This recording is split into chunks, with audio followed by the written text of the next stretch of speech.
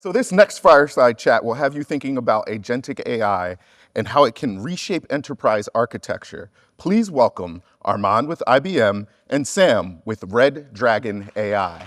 Good morning, everyone. It's nice to see everyone so early. Aman, what I thought we'd start off with is, so we were having a really interesting conversation backstage that both of us have sort of worked in AI when it really wasn't cool at all. And we've sort of seen changes over the years. I thought, let's start off, what are you seeing at IBM, some of the changes since sort of the generative AI revolution sort of took off? What are you seeing customers want? What are you seeing sort of products, that kind of thing? Yeah, well, thank you, and glad to be here. I've been working in AI for 14 years, and we were talking backstage. I was working in AI when AI was not cool. At some point, not that long ago, I was on the side. You just go do your AI thing here on the corner. We're here in the company to go make money on other things, right? Predictive analytics, statistics, machine learning, deep learning, and then I always say ChatGPT did the marketing that we've been trying to do with Watson for the last 10 years. We put billions of dollars to try to promote AI and didn't do the click. The technology was not there. But with LLMs, everything changed. So as you know, we acquired Red Hat a few years ago. And that was, for us, like the beginning of going after customers. That we saw a trend that they were not committing to one single cloud provider. They had these asks to go multi-cloud. And with AI, we've seen exactly the same pattern happening all over again. Customers are not going all in one single LLM or one single provider. They want a lot of flexibility. So yeah, a big of the focus has been to provide a platform that provides all that flexibility for customers to go build different use cases. So that's something really interesting that IBM didn't really get in the whole sort of fight to be the foundation model. And is that because that you guys saw that people just wanted so many different solutions? We tried. In fact, we have our family of LLMs. You can go check it out. It's Granite, which we later open source. I can tell you about the whole story there. So we do have very good small language models that are very easy to customize. Our big obsession is cost per token and how for task-specific use cases, you can get even better performance with LLMs that are like 100 times larger size, and they are very easy to customize. So we are obsessed with all our customers. They have a lot of data and how they can leverage that data for Gen AI. We believe that's the secret sauce, the secret IP.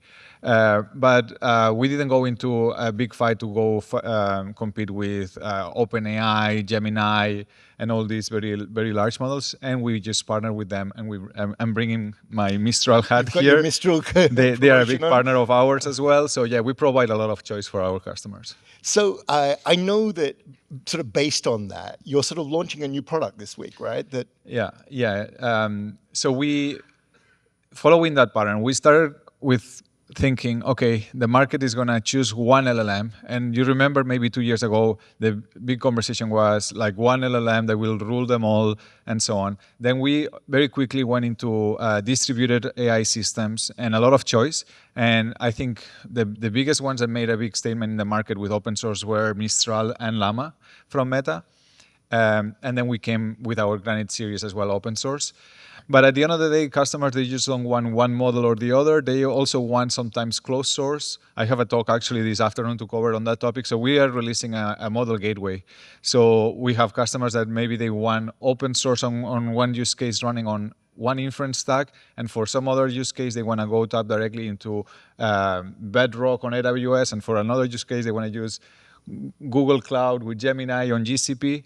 So that gateway is providing our customers a single layer of with a single API to go switch from one API to one LLM to another LLM and add observability and governance all throughout. So, and that sort of helps protect them with data and provides ultimate flexibility. They can have their own inference stack on-prem for one use case, maybe some use case that is very sensitive on data security and compliance, and then for something less risky, they can go tap into some public API. So for a typical org that you're working with, how many LLMs are they actually using?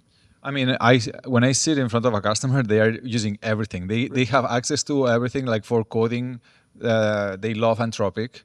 and for some other use case for reasoning, they like O3. And then for LLM customization with their own data and do tuning, they like either our Granite series or Mistral with their small models or even Llama. So they have the full stack. It's just matching the LLM to the right use case, and then we help them as well to make recommendations. So that really sort of blows out the water of this idea that people are just going to pick one model and, Yeah, and no, go with that. they have them all. So I like to say we like to be kind of like the control tower of all those AI workloads, no matter where they are happening. And they can build agents with our full stack. And if you are fully vertical, we provide some very nice optimizations. But at the end of the day, they will use Salesforce agent for ServiceNow, their own thing for some custom use cases. So we want to be at the center, handling all those workloads. So I think that's really interesting because you're getting a snapshot of sort of what, IBM's obviously got a lot of big customers and stuff. What are the other things that people are starting to delve into? Like we're now seeing, you had a really interesting post recently on LinkedIn about agents and the different waves of agents. What are you seeing your customers do with agents now? Yeah, big part of my focus, and I also encourage you to check some of my content on LinkedIn because I try to be quite provocative there. But at the beginning was chatbots for everything, and I don't want to say like we should all have our personal chatbot customized with access to our tools. Like everyone in our company should have that for sure. But if you are just doing chatbots or you're only trying to do cost savings with AI, you are not doing AI. I think AI is really about completely transforming the workflow and the way work is done. And yeah, I'm very passionate about that topic to completely reshuffle the use cases completely. And I can give you some examples of things that we do internally at IBM or things that we do with customers. Do you want to give us like I know it's sort of at Red Dragon AI, one of the things that we're seeing taking off a lot is triggered agents. So agents that are not necessarily activated by a chat sort of in thing, but some kind of, could be IoT, it could be something else that triggers the agent to take off. Yeah, so a term that is being used a lot this year is orchestration. Right. And in fact, we have a product called Watson Orchestrate, Watson X Orchestrate, which has been around for a while now. And it's this concept of, and Jensen put that very well on his GTC keynote. You have this super agent at the beginning that is kind of like a router that will invoke other agents, right? And then we can go into protocols for that agent-to-agent communication. But for example, in HR, we have our HR agent. I mean, I used to talk to HR. I'm leading an organization with over 600 people right now. So I used to spend a lot of time talking to my HR partners for a lot of things. I handle most of it now with an HR agent. And depending on the question, if it's something about compensation or it's something about just handling separation or hiring someone or doing a promotion, all these things will connect with different HR or internal systems, and those will be like separate agents. So you have the core agent that is kind of routing to different agents. And what is also very interesting is how we are reinventing the interfaces, right? This is not giving you like the text with instructions and you need to go follow step by step. It's allowing you to do things in context and complete full actions directly within the interface of the agent, which I think is also another part that is very critical, is reinventing like user interfaces. We are used to micromanage computers. Everything we want the computer to do, we need to click and tell the computer what to do. And agents is going to help us just go from A to B to C much faster. So you kind of brought up this whole idea of multi-agents, and you also mentioned protocols. I know one of the things that has been interesting that IBM's been working on is developing some of these protocols themselves. You've got a new protocol, or it's been out for a little while now, called ACP, which you've donated to Linux Foundation. Is that right? Yeah. So I mean, I'm very passionate about protocols because we tackle some of these implementations very early on. And what happens is that we start doing a lot of custom development to connect to every single API, to every single tool, to do like a specific agent-to-agent communication. So I think protocols, like in the internet, are helping. It's like manners when we are speaking between us, right? It's like saying please and thank you. That helps have a smooth communication. So you see these protocols now raising. So MCP, we all love it. So I think we have a slide about We with have a sort of slide. Yeah, yeah. We comparing some of these So we things. have So, MCP, which is really like the protocol that is allowing us to do like this connection to all the application SaaS APIs and make that very simple. We announced ACP actually here in Fort Mason in March, and then 2 weeks later we will announce A2A, and those two are really doing the same. The thing that I was talking about, like we see this market of having a lot of different agents and they need to communicate between them. And we were doing all these custom builds and development for that communication, and we've been developing protocols in order to do that. ACP and now since yesterday A2A, they are both part of the Linux Foundation. I think that's very good news because we have open governance and a lot of companies contributing. The difference between them is mostly on the technical side. Yeah, you've been checking ACP lately? yes, yes. It's interesting. You've definitely got some nice things that with ACP where you don't need an SDK. I find it really kind of interesting with both of these. At the moment, everyone's sort of talking about multi-agent strategy, and they're really talking about agents in their own org.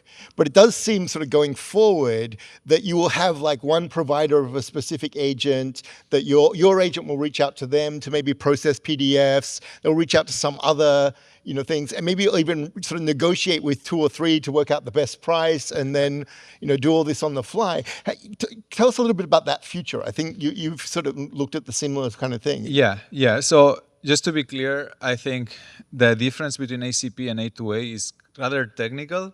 And if you're doing an implementation, I think you need to pay attention on how the communication between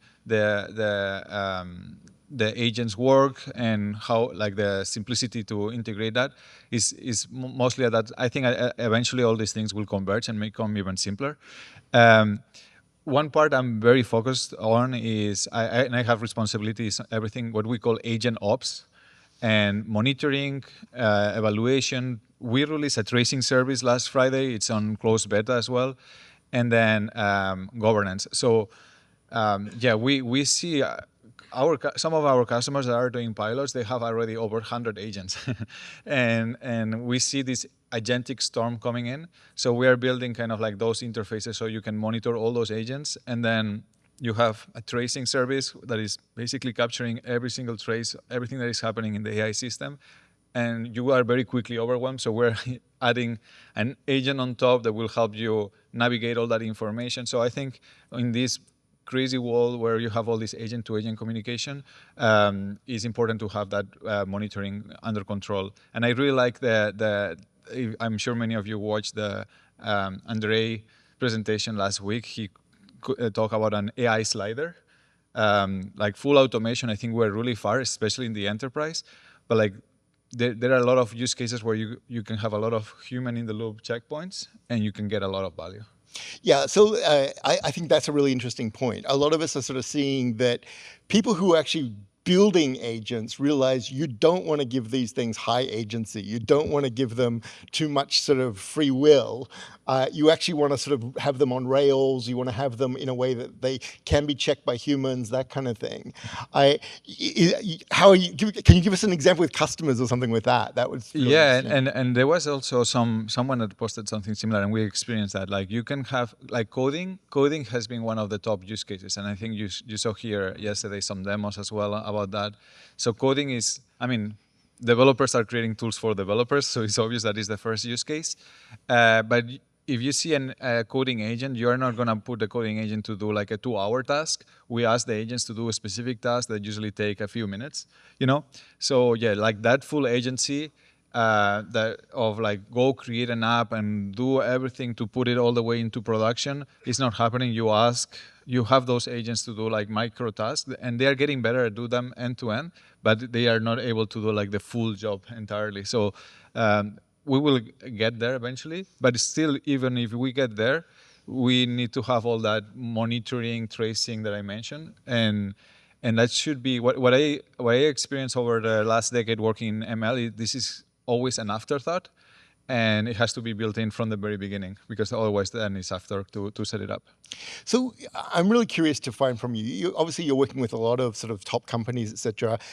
A Fortune 100 company, how many agents do you think they're going to end up having sort of a year from now, 2 years from now, 3 years from now? Yeah, I think every employee will have like between 5 and 10 mini agents, and I'm something I'm very passionate about as well is vibe coding for the enterprise, because I think, I mean, I can tell you a use case that I'm facing right now. We send spreadsheets for some specific ask that we do to all my managers in my org, and they send me spreadsheets, and then I have someone consolidating the input from all those spreadsheets. We can create agents for that to do that consolidation, but we are thinking, okay, we can do vibe coding and just create a quick application for something very specific that will automatically get all the data consolidated into one single dashboard. So we don't have like 50 spreadsheets floating around every 2 weeks. We could have an agent to do the consolidation, or we can even build an app. And with vibe coding, you can have someone that is not an expert on the development side to create some of that. So I think, yeah, between 5 and 10 agents for different tasks will be like regular. So that's really interesting. So when you talk about vibe coding, I'm guessing you're not just talking about sort of traditional coders or programmers. You're talking about other marketers, other people. Right. Yeah, and I'm a big fan of Lovable. I don't know if you used it, but I actually recommend everyone in my teams to my customers to go try it out. Don't get scared thinking, hey, this is for developers. Just spend like 2 or 3 hours and you will be blown away, because I'm sure like everyone has like a million ideas on how to improve this or that, or things maybe for their personal consumption. And in 2 or 3 hours, you will get those ideas done. That doesn't mean that they are ready for production. That doesn't mean that they are secure or ready for enterprise, but you will see the art of the possible of what's coming. And 2 weeks ago, it was completely free for the entire weekend. And my wife and the kids were out for the weekend. So I literally spent 20 hours that weekend just doing a lot of things. And that I didn't code for the last 5 or 6 years, and it's amazing how much I got done. So yesterday in the workshop that I did, it was really interesting that there were a lot of people there who weren't, technical at all. Yet, sure enough, they had tried some of these tools. They were now looking into sort of building their own agents, that kind of thing. As we sort of go forward into this new world, what do you think those kind of people are going to want in sort of products? So you mentioned a really interesting one, that perhaps those people are not going to be able to build software that's totally secure. So you will have maybe other agents that make it secure or things like that. Do you foresee that? Yeah, absolutely. I think that's why I'm saying like there is something about vibe coding for the enterprise, and something that we are working as well is there are catalogs of agents that are off the shelf that should be like approved by your company and procurement and so on. We're working as well on tool catalogs that are fully compliant.